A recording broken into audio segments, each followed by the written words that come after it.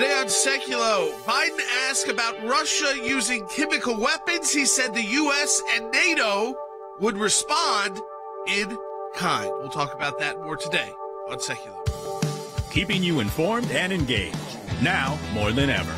This is Sekulow. To clarify on chemical weapons, if chemical weapons were used in Ukraine, would that trigger a military response from NATO? It would trigger a response in kind. Whether or not you're asking whether NATO would cross, we'd make that decision at the time. We want to hear from you. Share and post your comments or call 1-800-684-3110. Sanctions never deter. You keep talking about that. And now your host, Jordan Sekulow. All right, welcome to Sekulow. Well, you just heard there a couple of times President Biden yesterday leaving people scratching their heads at a very serious time in the world with the Ukraine and Russia beginning to shell more heavily the capital of Ukraine, Kyiv, and you've got the Ukrainians asking for more and more assistance. We're going to have Senator Langford on later in the broadcast today, in the next segment of the broadcast today. And he is supportive now of getting those MiGs to Ukraine and believes that it's now is the time to do that. So we're going to talk to him about that amongst other things. But this idea that let's play it for everybody, this idea that we would respond, how would we respond to the use of chemical or biological weapons by Russia in Ukraine? To clarify on chemical weapons, if chemical weapons were used in Ukraine, would that trigger a military response from NATO? It would trigger a response in kind. Whether or not you're asking whether NATO would cross, we'd make that decision at the time. Now, was he about to say whether NATO would cross that red line and use chemical weapons also? Or was he saying, because in kind means the exact same way. So we're going to do the same way. He didn't say we would respond with significant force or that would change our calculations and something like that. He said in kind. In kind means if you use chemical weapons, we'll use chemical weapons. So clearly the president using the wrong language, it left people scratching their heads for a while until the White House was able to clarify. Well, it sure did, because there's a prohibition against use of chemical weapons. There's international treaties that the United States is a signatory on that prohibits the use of chemical weapons, rightly so, I think. And so obviously the president could not have meant in kind being in kind, which is what in kind means. If they respond with that, we're going to respond with that. That's obviously not what he intended, but I think that's not what he intended. They've clarified it somewhat, sort of. Yeah, I would say the clarification was specifically that Jake Stelzman said we'll respond accordingly. That's what we should have said. But then he also went on to say this. So I'd say, again, it kind of confuses the issue for anybody who says, oh, you're just using his misspeaking to beat up on the president. Listen to this. When Sullivan said, quote, I will just say with respect to any use of weapons of mass destruction, nuclear, chemical, biological, Russia would pay a severe price. So, again, I think the U.S. is not limiting the use potentially of, I don't think, chemical weapons. I think that was Biden speaking wrong, even talking about crossing some line into using chemical weapons. But then when you say pay a severe price, you're talking about nuclear, chemical, and biological weapons. Nuclear's right up in there. Yeah, and there's no prohibition against nuclear weapons when it comes. There's anti-nuclear proliferation treaties, but you can respond if there was a nuclear attack. You can respond in kind, is the phrase would be correct. The question is here, and this is what the troubling situation is. There's a report out right now that a Russian brigadier commander has been killed deliberately by his own troops after his unit suffered significant casualties in Ukraine. A Western official said the colonel was the commander of the 37 Motor Rifle Brigade, was run over by his soldiers. So Russia is met with a total, and we'll have Colonel Wes Smith on later in the broadcast. They've been met with resistance they didn't anticipate. That's right, folks. So we're going to be joined by Senator Langford. He's on the Homeland Security Committee. We're talking about the whole issue with the messaging at the White House. We haven't even talked about yet the deterrence issue with whether or not sanctions are supposed to be deterrents or not. And, of course, Title 42, the immigration issue, and also whether those MiGs should go to Ukraine. That's coming up next with Senator James Langford. Support the work of the ACLJ. It's a critical month for us. And the ACLJ, the month of March, double the impact of your donation. Be part of our matching challenge at ACLJ.org. Right back with Senator Langford. So far, the U.S. and NATO allies have unleashed significant sanctions against Russia for the invasion. But those penalties have not deterred Putin. What makes you think Vladimir Putin will alter course based on the action you've taken today? Let's get something straight. You remember, if you covered me from the very beginning, I did not say that, in fact, the sanctions would deter him. Sanctions never deter. You keep talking about that. And yet deterrence is a word we frequently hear from senior White House officials about the purpose of having financial constrictions on Russia. The purpose of the sanctions has always been and continues to be deterrence. The purpose of the sanctions, in the first instance, is to try to deter Russia from going to war. The president believes that sanctions are intended to deter. They're meant to prevent and deter a large-scale invasion. We want them to have a deterrent effect. The sanctions are designed in the first instance to try to deter Russia from taking further aggression, as well as our efforts to both try to deter Russia through sanctions. His messaging, their messaging, is so timid, and you are sort of left wanting, what is the mission? What are we doing? What do we want to have happen? What is the end goal? Did you guys discuss that? He was caught trying to reverse engineer history to grant himself foresight, but he was completely wrong. Look, the sanctions didn't deter because the sanctions weren't imposed. Biden wasn't imposing sanctions prior to the invasion. He was threatening sanctions, and the threat of sanctions wasn't enough to change Vladimir Putin's behavior. The question from CBS News there, in this case, was perfectly fair and relevant, but this is what happens when Mr. Biden takes a question from those who isn't on his predetermined list. Remember, he took that question yesterday as he was trying to leave and decided to call on somebody who he wasn't supposed to call on, and this is what happens, guys. To deter someone like Putin, you have to hold at risk something that he values greatly. Putin doesn't care about the economic well-being of Russians. He cares about power. You have to threaten his hold on power. And the only way to do that now, Brett, is to find a way to help the Ukrainians defeat him on the ground. All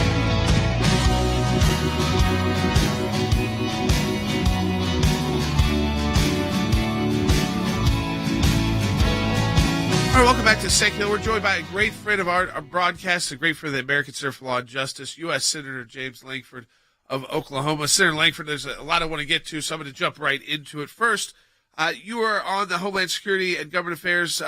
You're the lead Republican on that subcommittee, and you've talked about Title 42 and the fact that this might it's set to expire next month, and that even after we saw the highest numbers of border crossers in 20 years last year, we're about to, Senator, enter what's called warm season, where we start seeing these migrant crossings at a much bigger level. What do you think needs to be done with Title 42, which allowed the administration, started by the Trump administration, to expel migrants because of the pandemic and not have to go through a long process? What should be done? Yeah, the most basic thing here is to be able to keep Title 42 in place. It's interesting that the administration is now looking to announce that the pandemic is over on the border, and they're going to allow everyone to cross the border to come into the country and then just to pursue a hearing, let's say 5 to 6 years from now. So they stay in the country for 6 years while they're waiting on their hearing. They're looking to allow all those folks to be able to come in by saying the pandemic's over on the border, but yet we're still wearing masks on planes. He's still firing members of the military if they don't get the vaccine. So it's a nonsensical policy that they've actually got in place here. The most basic thing they can do is keep Title 42 in place.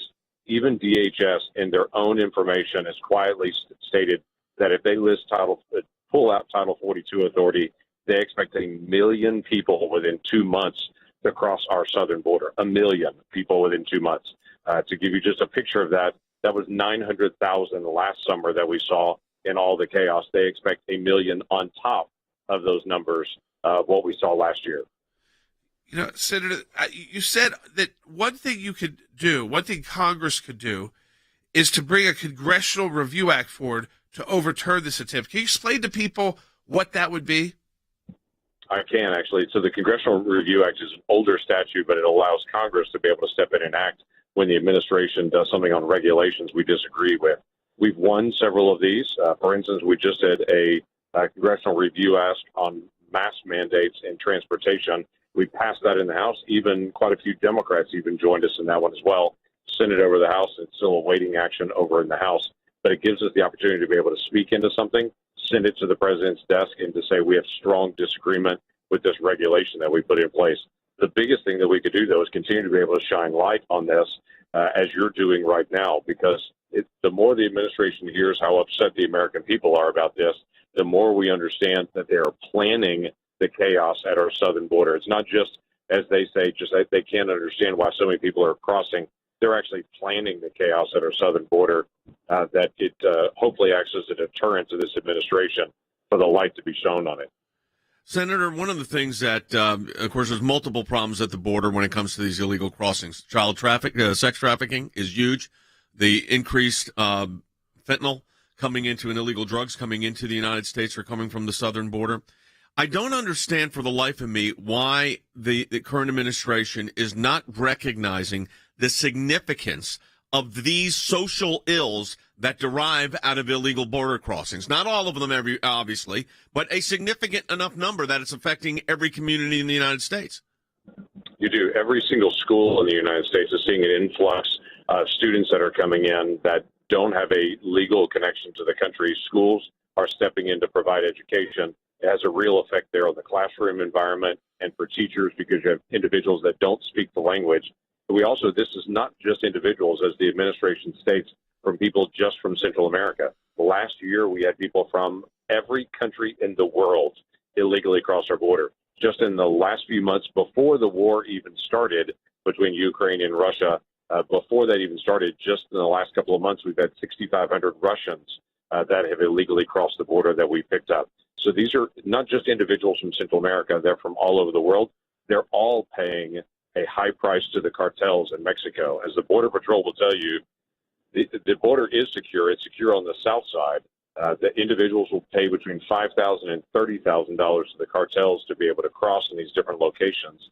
That means that's a $10 billion influx in cash to the cartels in Mexico based on how we're having this open border on our southern border. So we want to empower the people that are smuggling drugs into our country, that are doing human trafficking, that there's all kinds of child sex abuse and everything else happening on the south side of the border in these cartels. If you want to empower it, then you have an open border policy like what we have. If you want to stop it, you actually enforce the laws of the country, and that actually takes money away from the cartels as well. Senator Langford, I want to get back to what's happened to Ukraine and Russia, because this is a point that I think has been discussed a lot in the media. There's been a back and forth and exchange, and people are concerned about how much can the U.S. get involved without going into direct war with Russia. We certainly hear that a lot from our administration, but Republicans and Democrats are kind of in different spots on this. But you put out a statement. You said the U.S. has provided Javelin, Stingers, intel, food, water, and medical supplies to Ukraine already.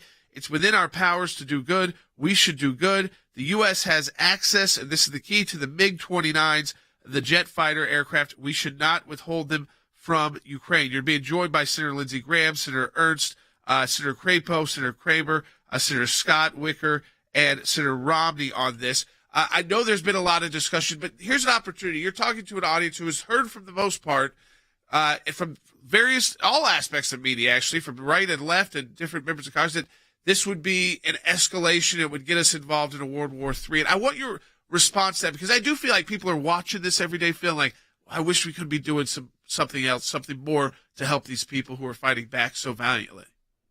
Yeah, we can do more. And I think this whole escalation conversation really is based on a Russian propaganda piece. Remember that Putin said if you put sanctions on our country, that's an act of war. If you provide any kind of resources to the Ukrainians, that's an act of war. This is something that Putin just throws out over and over again. What he's trying to do is to frighten the rest of the world into helping the Ukrainians who want to just be able to protect their own country. These are folks that are trying to protect their own country from a foreign invasion of a ruthless thug that's come across the border. This is a reasonable thing for us to do. And let me just tell you a couple other things here. Since 2014, we've had American troops on the ground in Ukraine training the Ukrainian military how to be able to fight the Russians. We've provided them the resources. We've provided them the ability to be able to fight. It is not unreasonable to also provide them aircraft. Again, I go back to this basic biblical principle. If it's within your power to do good, do good. And we have the ability to be able to help them protect their own nation by giving them access to these MiG fighters. The Polish military has already said they would gladly donate these. And right now it's the United States that's standing in the way of them getting access to be able to protect their country. Senator, the president also said that sanctions are never meant to be a deterrence. Now, others in his administration have said sanctions are a deterrent. So the mixed messaging here to me is incredibly confusing to the world population we're dealing with, to our allies. And I think part of the problem we have there is if we believe that sanctions, if the president really believes that sanctions are not a deterrent, then what are we doing? Yeah, he's trying to punish people that are murdering their neighbors instead of trying to stop people that are murdering their neighbors. There's a big difference there. Clearly, sanctions are punishment, but clearly they're also a deterrent to be able to say we'll continue to be able to ratchet this up. It is the ability for the oligarchs that are in Russia that are severely hurt by this and for the Russian people to be able to speak out to their government and to be able to say, stop this unjust war that's actually happening. We don't know why we're invading the country of Ukraine, and we're personally suffering because of his actions on this. So this undercuts Putin's authority. The Ukrainian people are fighting valiantly for their own nation, and it's one more piece that we can continue to be able to put out there. So certainly it's punishment, but certainly it's deterrent. And by the way, it's not the only mixed message. As you remember, just 3 weeks ago, the Secretary of State stood up and said, we're green lighting the MiGs to be able to send from Poland to Ukraine. That was his term. We're green lighting all of that. And then literally within 24 hours, the administration came back and said, no, now we're actually thinking about it. And then he says, no, it's escalatory. So this mixed messaging doesn't help people that there's actually having artillery blow up their cities. Senator Langford, as always, we appreciate your time, your expertise on all these issues, and again, a great friend of the American Center for Law and Justice, Senator James Langford of Oklahoma, folks joining us now. I mean, we talked just think about the issues we just got through with the senator today, from the immigration border issue to Title 42 to Ukraine, Russia, and his again, he is advocating for getting those MiGs there. That's been controversial. That's been a lot of discussion about, should we believe the Russian? He called it propaganda, that this is all propaganda from Russia, that if we do this, suddenly it's World War III. I think you're starting to see, when you put that list together of members of Congress on the Republican side, a lot more people willing out, say we want to do more, we can do more, this is what we can do. I just want to say, this is a great part. It shows you about part of what the ACLJ can do every day, which is bring you a broadcast like this, not just with us, but with good friends of ours who are experts in all these different fields, whether they're U.S. senators. It was yesterday Senator Blackburn, today Senator Langford, on different issues. I mean, it was on the Supreme Court nominee yesterday, today back on our border and the war in Ukraine and Russia. And again, just to educate you, to get you the information you need. But it's still a small part of what the ACLJ does every single day. And we're able to do all of this work because of your financial support of the American Center for Law and Justice. We have a matching challenge the month of March. It's a critical month for us. We are running behind right now in our fundraising. We need your support. Double the impact your donation at aclj.org.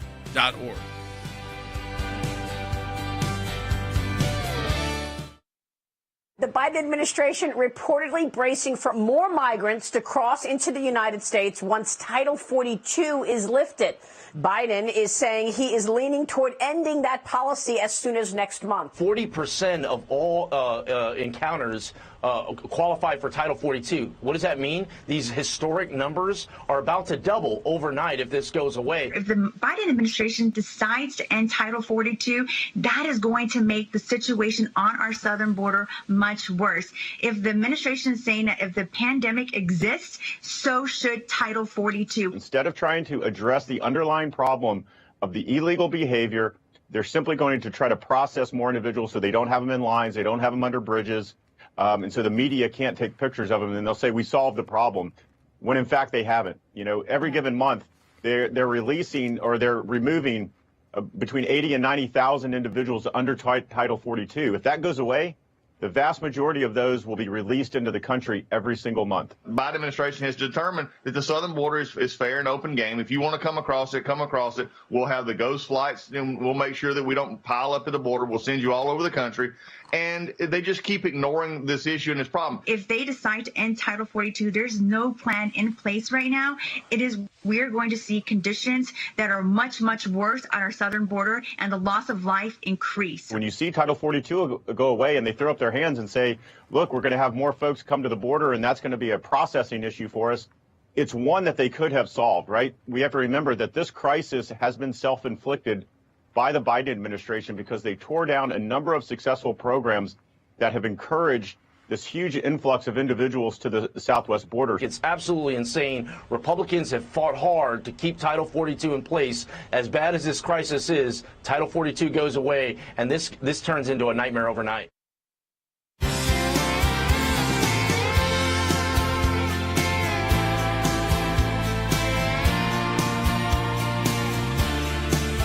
All right, welcome back to Sekulow. We are taking your phone calls too, 1-800-684-3110. If you want to be part of the show today, it's 1-800-684-3110. What do you think about Senator Langford calling on the U.S. to be part of that movement of MiG-29s into Ukraine? Because the whole issue there was that Poland was willing to utilize their jets. They had the MiG-29s.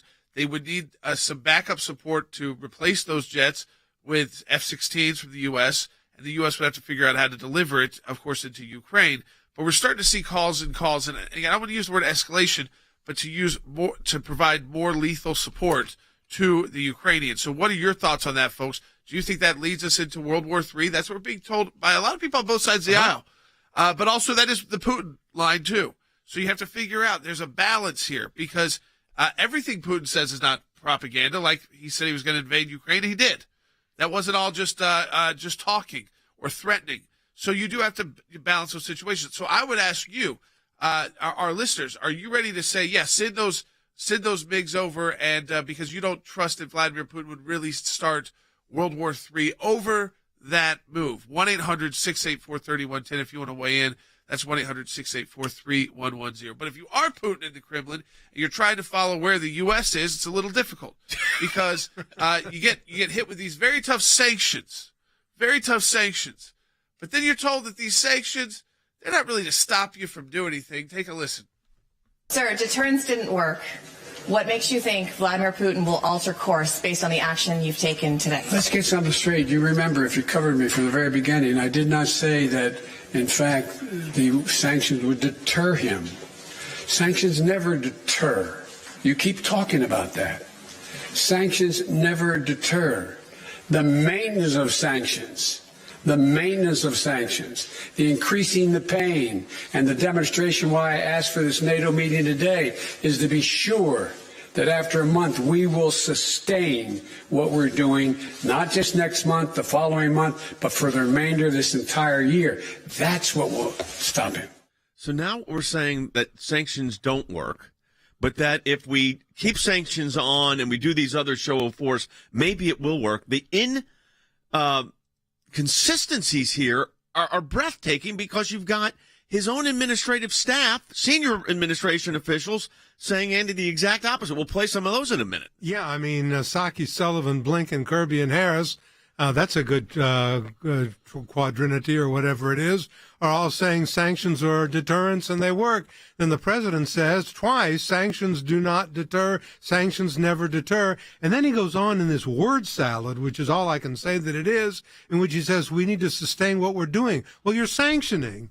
So you must be having some intention of deterring. What are you doing if you're not? The following month, he says the remainder of the year, that will stop him. What will stop him? Sanctions? No, sanctions don't deter, but we have to keep on sanctions. I can't understand that kind of reasoning, Jay. I really don't. Evidently, either can Jen Psaki, Jake Sullivan, or Secretary Blinken, or for that matter, Admiral Kirby, or Vice President Harris. Listen to what they said. Yes, our intention is to have a deterrent effect. The president believes that sanctions are intended to deter. The purpose of the sanctions, in the first instance, is to try to deter Russia from going to war. We want them to have a deterrent effect, clearly, and he hasn't invaded yet. The allied relationship is such that we have agreed that the deterrence effect of these sanctions is still a meaningful one. Okay, now I want to play again, just the beginning of that bite with Joe Biden. I'll say where to stop it. Let's take a listen to that again. Sir, deterrence didn't work. What makes you think Vladimir Putin will alter course based on the action you've taken today? Let's get something straight. You remember, if you covered me from the very beginning, I did not say that, in fact, the sanctions would deter him. Sanctions never deter. Okay, so I got to tell you, where is this messaging going? No, I mean, the first time Joe Biden said that sanctions weren't to deter was only after Russia invaded. So he's used this line now twice. Once after Russia had already invaded Ukraine, so he was trying to say, well, yeah, that was never the impact. But his administration, time and time again, I mean, you go through the officials. These are people who should be well informed. They should know what the president is thinking. They should know what the president's mind. This is Secretary of State. This is his vice president.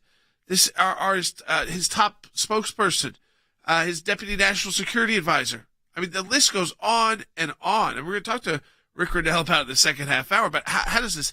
Because he also worked in the media press shop at the United Nations for 10 years under the Bush administration. I mean, how does it get this? How does the messaging get this off track, which leads to the level of incompetency? Can they actually run the U.S. government, or are these individuals like Kamala Harris, her whole staff's gone again? Yes. Are they just not competent to run a government? Because remember what Democrats always want? They want all the time. They want to be able to focus on domestic issues.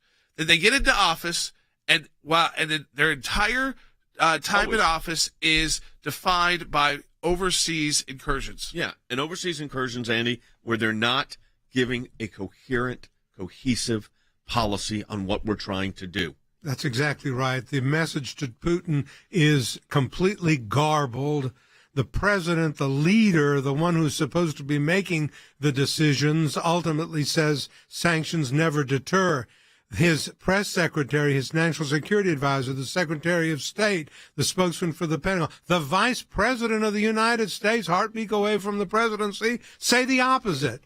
If you were the enemy, if you were the opponent, you would say, who is running the show over there? It's certainly not the Democratic Party through the President of the United States. As Jordan But said, it also sends a terrible message to our allies. Well, our allies don't know where we're going. It's like, we're leading the charge and we hope that NATO's behind us, but we don't. But when we're saying one thing to the enemy and we're saying something else to our own allies, we're all over the board. It's not the coherent, cohesive policy that the United States needs to have in any instance. There was one other thing you had said during our meeting before, and that was, there doesn't seem to be right now, the Russians have not gone into Kyiv with this mass destruction that they've gone in other cities. And you said that was reminiscent of World War II. Listen, if you're a historian, as I am, of World War II, and you read World War II, and Putin read World War II, and he understands that he does not want to annihilate Kiev as he has done these other cities for the same reasons that Adolf Hitler said, I do not want to bomb Paris. I want to take it intact, because that is the symbol of the French resistance and of the French government. I want it perfectly intact. And Hitler actually went to Paris and viewed the city one time, never again. Went once, stood at the Trocadero, looked at Paris, and said, I have been victorious, I have taken the city. And that's exactly what Vladimir, the prince of the Russians, Putin, wants to do when he goes. He wants to march into Kiev, an unscathed and untouched city. Read history, folks. Folks, okay, so here's what we got coming up in the second half hour of the broadcast. Rick Grenell is going to be joining us. We're going to get into these issues with him as well, get into some of the inflation issues, the gas price issues as well. So we're going to continue this discussion. We want you to join us and be part of the show today. So this idea about sending jets in, what's your reaction to that? Would you support what Senator Lankford is now supporting and calling for publicly for the administration to give that green light? It was given a green light by President Biden. It was then pulled back by the Pentagon advisors, thinking that it would escalate the conflict too much. Of course, that was a couple weeks ago.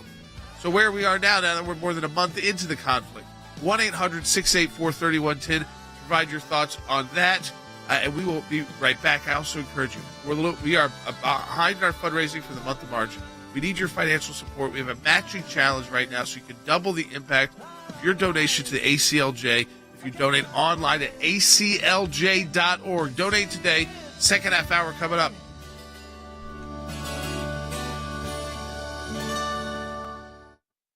Here's what I want to say to our ACLJ members, or for those of you that enjoy watching this broadcast. Whether it is going after the deep state, whether it is litigation that we're engaged in, whether it is defending the persecuted church and getting individuals out of prison because of their faith in other countries, whether it's training lawyers to fight for religious liberty, not just here in the United States, but around the globe, whether it is producing a daily, 5 days a week, 1-hour live television and radio broadcast heard on thousands of radio stations, on TV platforms, on social media platforms. Your support of the ACLJ enables us to do all of this. We want to encourage you to support the work of the ACLJ, and when you do that, you're supporting our production teams, our videos, whether it's that kind of production and other things that we are working on. The ACLJ is front and center on this. We're in a matching challenge campaign. Any amount you donate, we get a matching gift for. Go to ACLJ.org. Keeping you informed and engaged. Now more than ever. This is Sekulow. And now your host, Jordan Sekulow. All right, welcome back to Sekulow. So at the second half hour, we're going to be joined by Rick Renell. We're going to talk about the inflation, but also this mixed messaging from the Biden administration on sanctions, on what happens next in Russia and Ukraine. What will NATO respond? So we'll get into all that with Rick in the next segment of the broadcast joining us live. I'm going to ask him, too, about what he thinks about Senator Langford and now some more Republicans coming on board to send those jets over. Because I think there is concern still, rightfully so, that if you do that, it could cause escalation. And the truth is, do you believe the Putin threats or not? Some are real, some are propaganda. He did invade Ukraine, so that was a real threat. But he suffered significant casualty and is willing to. And is willing to, yeah. And then then they sent, remember, their spokespeople out in English talking about nuclear weapons and the use of those, feeling that they are already justified in using those if they so choose. But I want to go to Troy's call in Nevada on line 1. Hey, Troy, welcome to Sekulow. You're on the air. Hi, guys. Thanks for taking my call. Sure.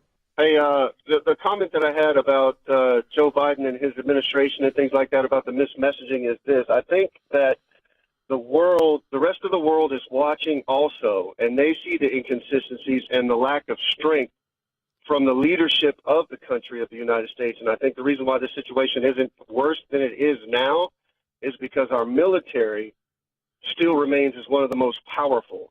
If it weren't for that, I think the situation would be much, much worse. I think there's no doubt that we have the strongest military in the world, but I also think that when you're dealing with, there's a diplomatic angle to all this. And the diplomatic angle of all this has to have power. And when you don't show power, and you don't show power, by the way, when you say, oh, sanctions don't deter, and your vice president says sanctions do deter, if you don't show power, the Russians think they have a pretty broad bandwidth here to do things. That's the thing I'm concerned about in all this. Well, that's exactly right, Jay. You have to be consistent in your diplomatic approach. If you're going to take a diplomatic approach, first of all, it's got to be backed by the power of death. And that means by the power to annihilate, because that is in history, the diplomacy has always been used instead of the exercise of brute force, but you always have to know that brute force is a possibility. Now you're sending a mixed message to your allies, and you're sending a mixed message to your opponents. You're not consistent. You're weak. You're showing weakness in the world. Putin knows when there's weakness, he's taking advantage of it. Yep. Yeah, so again, I think when you see this, when you see the mixed messaging, that's what I'm going to start with Rick in the next segment, because he comes from that world of messaging, of especially international messaging at that level. You've got to be very clear. Remember that people are not English is not their first language in most of these times. So when you're speaking through interpreters.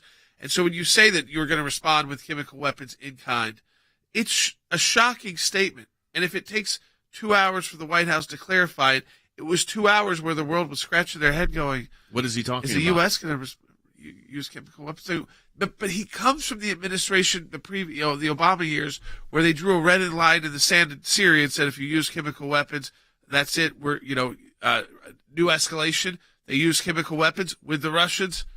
No new escalation until Donald Trump came into office and launched Tomahawk missiles into Syria while the Chinese president was at Mar-a-Lago with him. Right, which stopped it. Stopped them from doing the chemical weapons. It also stopped Russia from engaging in any more conquest in their neighborhood of the world and prevented the Chinese from doing the same. The question now is, we haven't had time to talk about it in the last few days, but you got the whole China-Taiwan thing that's just brewing out there as a potential problem. It's a problem, and it gives the Chinese the encouragement to do what I think that they see Putin doing. Why shouldn't they be encouraged to do the same thing when they see a weak and ineffective... Taiwan can't put up that kind of fight. They have no ability to do that. All right, folks.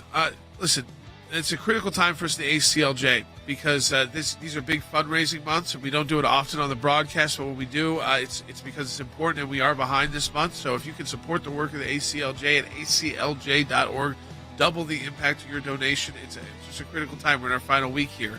So go to aclj.org, donate today. We'll be right back. Hit all these issues with Rick Grinnell and take your phone calls at 1-800-684-3110. In my time in service, both as the CI director and as Secretary of State, I watched the good work that the ACLJ was doing here in the States and all across the world. The ACLJ's work at the UN, overseas with the European Court of Justice, is incredibly important. We have on our team lawyers, non-lawyers as well, that are policy experts. They're all engaged in foreign policy issues. We have been focused on protecting the nation state of Israel, particularly before the United Nations. We don't shy away from the battles that are going on at the UN and just complain about them. We actually try to go in and do something positive and actually affect change. The risk of an incomplete or unsolid relationship within the United States of America and Israel is real. Israel is very important to the ACLJ, and we will always fight for Israel's rights. We had a series of cases at the European Court of Human Rights, primarily dealing with religious liberty. And as Secretary of State, I saw this too. Nations that had more religious freedom were on firmer footing. They had better democracies. America has always been the world leader in religious liberties, in freedom of conscience and freedom of speech. We've taken the First Amendment, and that has been our cornerstone. It's to defend the rights of people of faith and others that are having their rights abused. We not only hold our government accountable, but we hold other governments accountable. You have to keep the battle going when it's not cool anymore, when it's not the number one story on TV. You have to actually be committed to fighting it out, or else you'll never win. The ACLJ's front and center on this. We're in a matching challenge campaign. Any amount you donate, we get a matching gift for. Your support of the ACLJ enables us to do all of this. Go to aclj.org today. That's aclj.org.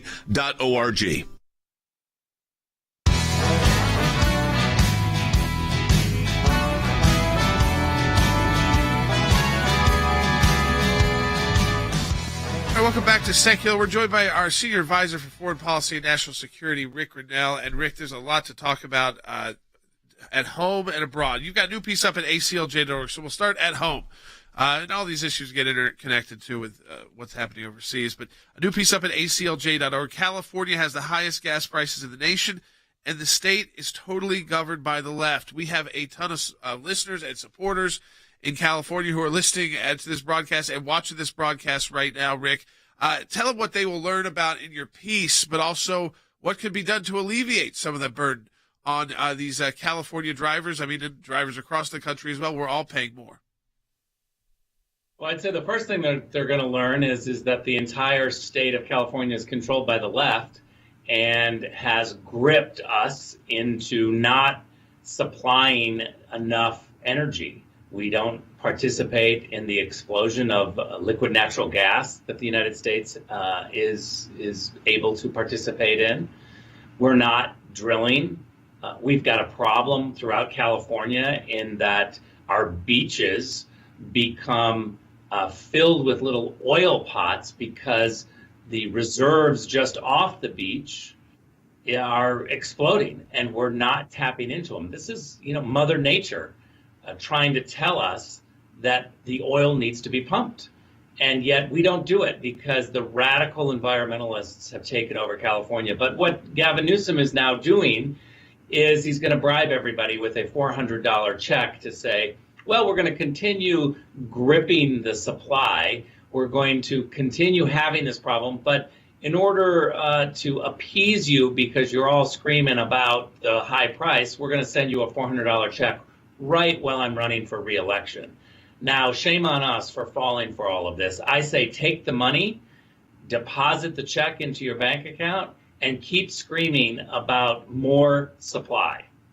Rick, part of this is, and of course, you had the president saying yesterday, prepare for food shortages. I mean, we're in 2022. prepare for food shortages. We have agricultural products in the United States are extensive. We have the ability to create and to grow and to manufacture. Prepare for food shortages? Look, as all of the listeners that are hearing our voices today know, if you live in California, we have been being told for years now, and again, the state is totally controlled by the left in Sacramento, supermajority of the left. Republicans have no voice. We have been told for years, Jay, to take quick showers and to not water our grass because we have to conserve water even though we live on the ocean. We've been told to shut our appliances off between 5 and 9 p.m. This is what's happening in the state of California. We are being told to conserve less water, and yet we're not dealing with the supply issue, the very real supply issue of water. And the same with electricity. We could get more energy. We could get more food if we would fix the problems of the bad policies that Joe Biden is putting forward. I encourage people to check this piece out at ACLJ.org. California has the highest gas prices in the nation. The state is totally governed by the left.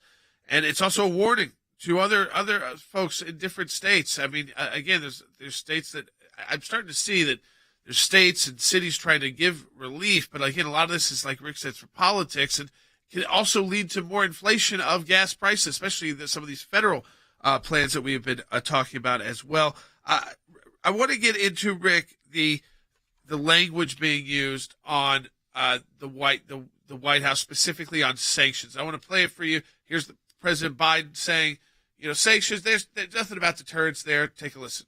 Sir, deterrence didn't work. What makes you think Vladimir Putin will alter course based on the action you've taken today? Let's get something straight. You remember, if you covered me from the very beginning, I did not say that, in fact, the sanctions would deter him. Sanctions never deter. You keep talking about that. Sanctions never deter. The maintenance of sanctions, the increasing the pain, and the demonstration why I asked for this NATO meeting today is to be sure that after a month we will sustain what we're doing, not just next month, the following month, but for the remainder of this entire year. That's what will stop him. But Rick, as we played for our audience, the Vice President of the United States, the Secretary of State of the United States, the Deputy National Security Advisor of the United States, the spokesperson for the Pentagon, the spokesperson for the White House, all said that the purpose of the sanctions, at least one of the purposes of the sanctions, just to be clear for everybody, was a deterrence and is deterrence. And yet the president, again, comes out and says, no, it's not, and sends this message to the world. You spent 10 years at the United Nations before you were an ambassador, before you were the acting DNI. You spent 10 years at the United Nations, specifically focused on making sure our messaging was correct. When the U.S. spoke, that it was clear. What kind of problems come from an unclear message when you're speaking to the world like the president was yesterday, being in Brussels and all these different summits? Well, first of all, I can't emphasize enough that only in Washington, D.C., in the press newsrooms, are people pretending like what Joe Biden said is okay. The rest of us know that he's been contradicted by his own team. He's been contradicted by the facts that Donald Trump deterred Putin with his sanctions, the Russian pipeline sanctions. I keep saying this over and over, and I feel like nobody is listening to this. But Donald Trump had sanctions on the Russian pipeline. We didn't see an invasion from Putin. Joe Biden dropped those sanctions. The Senate Democrats voted to drop those sanctions. And they said they were dropping the sanctions because they didn't want to somehow embolden Putin. They were flat wrong. Deterrence works. We know that. And lastly, let me just say, shame on the media for allowing this guy, the president of the United States, to say things like deterrence doesn't work. Why didn't this reporter push back and say, wait a minute, even your own team is saying deterrence works, and Donald Trump proved that deterrence works, but he doesn't get pushback. So he's going to continue pretending like people buy this. The only people that buy this are the Washington, D.C. types and those in the newsrooms. Rick, there's also talk again, and including Republicans saying, you know what, we need to get those MiGs over to Ukraine. It's complicated, I know, because of the geopolitical aspect of it. What's your thoughts? Look, I think we should be giving the Ukrainians the latest weaponry. Why can't they buy from us the latest hardware that we have? I don't understand why, selling them the javelins or somehow, means that we're escalating if we give them a plane that works. The MiGs, they're prone to maintenance problems, and then we're going to have to fix them. I just think that give them the latest and the greatest and, sell them what America has to offer. Let me ask you this. It's been a month that this horrible conflict's been going on. The death and destruction has been unbelievable. When I talked about this about 2 weeks ago, Rick, I remember this. We were talking about the fact that there have been 2.5 million people displaced. Now we're looking at over 10 million people displaced. What is the end here? What's the exit ramp, if any, here? Well, first of all, I don't want to sound callous because it's terrible when you see this. Every heart breaks and you emotionally want to do something. But I think as public policy leaders, we have to remember that there's heartache and humanitarian crises all around the world. I was just tweeting today about 4 of the 12 UN peacekeeping operations. Each one of these 4 that I'm going to name are literally more than $1 billion a year. That's South Sudan, Mali, the Congo, and Central African Republic. 4 UN peacekeeping operations out of the 12 that we have. America pays 25% of that. My point is there is death and destruction and humanitarian crisis all around the world. If our media descended into Africa on just one of these peacekeeping operations, where we're spending $250 million a year of U.S. taxpayer money, more than $1 billion a year for each one of these. If the media focused on this crisis, we'd be calling for no-fly zones and all sorts of action. The question that public policy makers have to ask themselves is what is good for the United States, because we cannot do everything.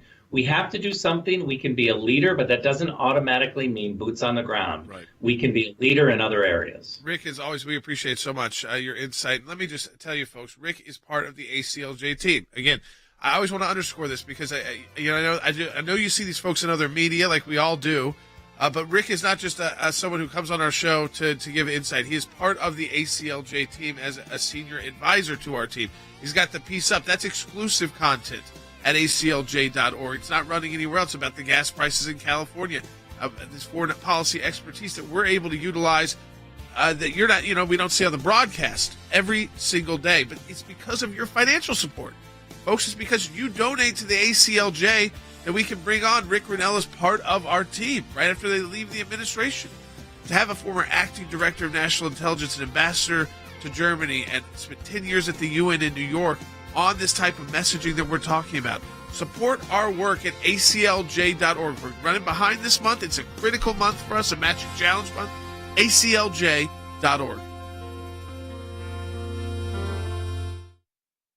Thanks to your support of the ACLJ, we have had many victories. The report is coming out. It shows that not only did Tea Party groups get more scrutiny, but so did a host of other conservative groups. It was something that no one could believe our government was even capable of doing, and now they were admitting it. It's one of the most significant wins in the ACLJ's history. To take on the IRS and win for the ACLJ, life has always been a top issue. Barbara, I am here at this site because there are thousands of people and millions across America that say abortion's murder. When you're fighting for the life of the unborn, you're on the right side of history, you're on the right side of law. These are young people in their 20s and 30s that are doing this, are fighting for life to beat back the abortion juggernaut. It's very important that we remain hopeful that the courts that the Trump administration was able to impact will give us good rulings that are based in law and sound reasoning. This is one of the social issues we're winning. There are historians that point out that religious persecution is at its highest level since the first 3 centuries when the Roman Empire led religious persecution. A mid-state pastor's family is fighting to bring him home. We are getting my husband after 7.5 months.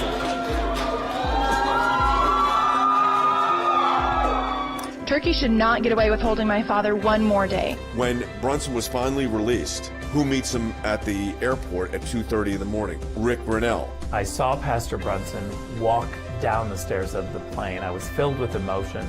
I told him that we were praying for him. The American people never forgot about him. I'm thankful, I'm grateful, and actually I'm astounded. We need your help as we continue this work here in the United States and around the world. Join the matching challenge today, and your tax-deductible donation will be doubled. All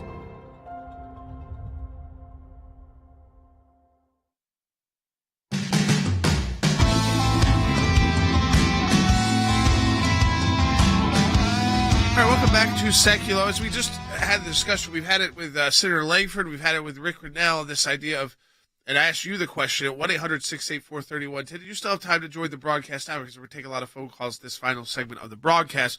Do you support the idea of sending potentially aircraft to Ukrainians, whether it's the MiG-29s that Senator Langford's talking about or something even more advanced that Rick Grinnell was talking about?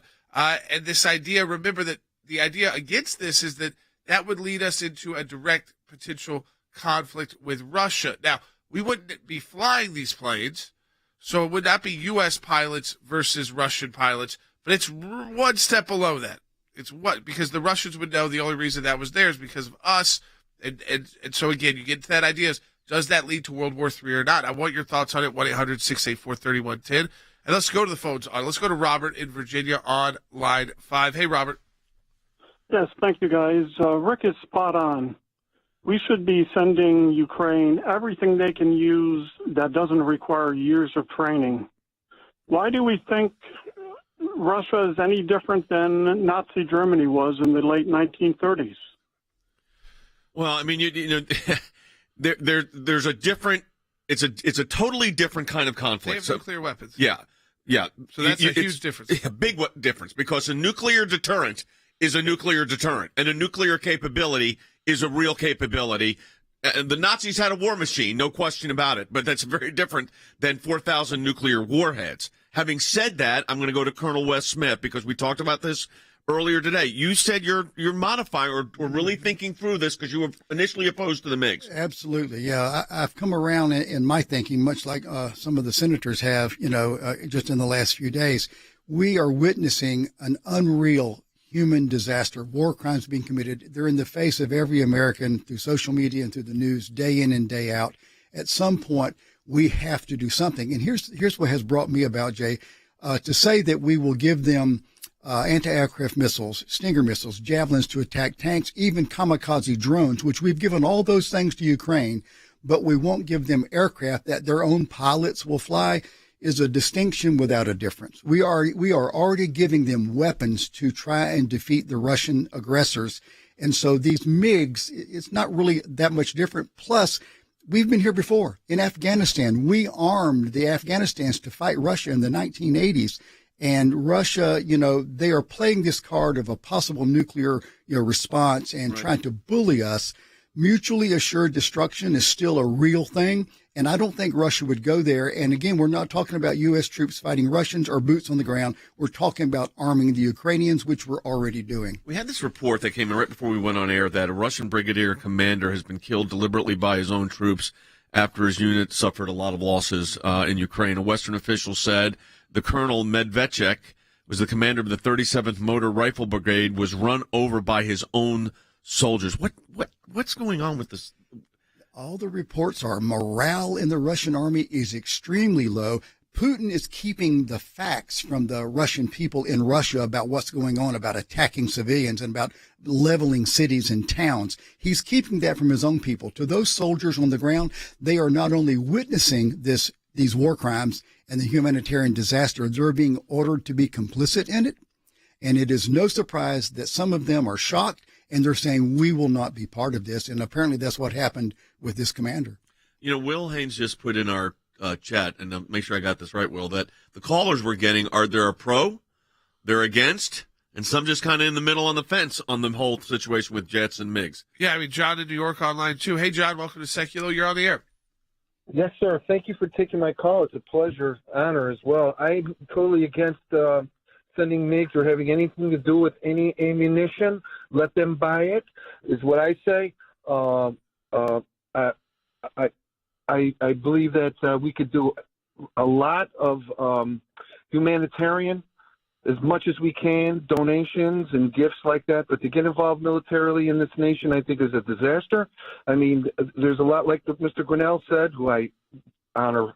He's a fabulous person. Said that there's trouble around the world, and I mean, look at Armenia, got invaded, nobody did nothing. So I just want to say, I don't think it's a good idea to get involved militarily. I think it's an interesting distinguish you made, which is that if Ukraine was purchasing it, which is what Rick was saying, is like, let them buy the best of the best. They've got the significant resource in their country. It's a country, and that's different than the U.S. just handing it over old equipment. Exactly. Wes? Well, we could go back to what we did with England in World War II, the Lend-Lease program, where we give them what they need with the agreement that they will pay us back in kind or pay us back at a future date. That's a possibility, too. Here's the thing about John's call, and I appreciate John calling in. We are already arming them. To say, well, we should not arm them, that train has left the station. We're arming them. It's a question now of how do we arm them. We could do a lot more to defeat Russia in this war and to help Ukraine than we're doing now. And all of those things we could be doing would still not involve direct, combat with Russian troops. Let's take another call. Yep. Let's go to Warren in Idaho on line 3. Hey, Warren. Hi, guys. Thanks for taking my call. And I'm all for arming them with the MiGs and stuff. And as far as escalation, we still don't even know the meetings that Putin had with President Xi in China. And are they trying to draw us into a different kind of conflict? Well, an asymmetrical conflict. I mean, it is interesting that there was this huge outreach between the leader of China and the leader of Russia. And right before the Olympics, if you'll remember, and then there's been all these subsequent meetings, and China has stated that they are supporting Russia in this. There have been, but you haven't seen them, as far as we know, Colonel Smith, giving money which they've asked for and munitions. Yeah, China's in a tough spot right now because they see what's happening to the Russian economy, and China, part of their goal of being the world's only superpower, depends on their finances and continuing to be a robust financial machine. They realize that we could also put sanctions there. I think they're hesitant. I do not think it will stop them from at some point invading Taiwan, but I think at this point they're trying to play it both ways. They refuse to condemn Russia's activity, and yet, as far as we know, they're not supporting Russia with arms and weapons, although reports came out last week that Russia had actually requested help with arms because they are running out of ammunition and weapons. I mean, it's an unbelievably complex situation, but the good news here is we're at least able to give you real analysis, thoughtful analysis from Colonel Smith, from Rick Grinnell, from Senator Langford, from Mike Pompeo. Several of these folks are part of the team, as Jordan said, of the American Center for Law and Justice. Grinnell and Pompeo, of course, Colonel Smith, are part of our team here at the ACLJ. We are getting near the last days of the month for a matching challenge. Next week's going to be it for the month of March for a matching challenge. We're a little bit behind. I'll tell you exactly what we're behind. I think as of this morning it was $100,000. We're behind from last year. We want to make that up. So if you would support the work of the ACLJ, we would really appreciate it, and your gift will be matched. Yeah, that's right. So at aclj.org right now, if you go online there, you'll see matching challenge. You click on that just so you understand what it means. I see some of these emails from politicians, some of our friends do. It'll be like 6 times match, 8 times match. No, ours is basic and clear. We have a group of donors that will match the donations that come through. So if you donate $50 today at aclj.org, that triggers the donors matching that $50. So there's no goofy math there. That means it's like $100. That's it. And so it's a way to double the impact of your donation. You go to aclj.org, and as you just heard, these are critical months for us. That's why we spend some time on our radio broadcast. We don't spend all day and night on our broadcast doing this, even during these months. But there's some days where we know we've got to push. aclj.org. Donate today. We'll talk to you next week.